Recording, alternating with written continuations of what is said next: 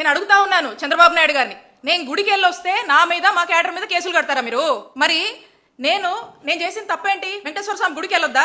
మీరు చేస్తున్నటువంటి మీకు ఇంకా మంచి బుద్ధి ప్రసాదించాలని మేము గుడిలోకి వెళ్ళి మొక్కొని వస్తే తప్ప మేమెక్కడ కవిచ్చాము? మేమన్నా గొడవ చేశామా?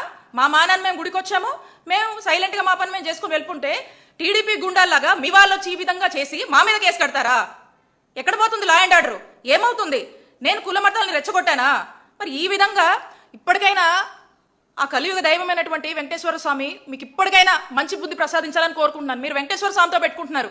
వెంకటేశ్వర స్వామి పెట్టుకుంటే ఎటుంటుందో తెలుసు కదా, ఏమవుద్దో తెలుసు కదా, అది మీకే వదిలేస్తున్నాను. కాబట్టి నేను ఒకటే చెప్తా ఉన్నాను, ఇప్పుడు కూడా పోలీసులు మేము ఇచ్చినటువంటి కంప్లైంట్ మీద రెస్పాండ్ అవ్వలేదు. నేను ఇదంతా ఎందుకు చెప్తున్నానంటే రాష్ట్ర పరిస్థితులు ఎలా ఉన్నాయి అని చెప్పడానికి దుదరిస్తా ఉన్నాను. కాబట్టి నేను చంద్రబాబు నాయుడు గారిని ఒకటే కోరుతా ఉన్నా, మీరు ఎంతసేపు రెడ్ బుక్ ఇంప్లిమెంటేషన్ అంటా ఉన్నారు కదా, అదే మీరు ఫాలో అవుతున్నారు కదా, 20 నెలలుగా కూడా మీరు చేస్తుంది అదే కదా. కాబట్టి మీ రెడ్ బుక్ ఇంప్లిమెంటేషన్ లో భాగంగా రేపు అసెంబ్లీలు ఉన్నాయి కదా చంద్రబాబు నాయుడు గారు, రేపు అసెంబ్లీలో వైసీపీ వాళ్ళు సామాన్య ప్రజలు ఏ గుళ్లకు వెళ్ళొద్దని ఓ చట్టం చేయండి.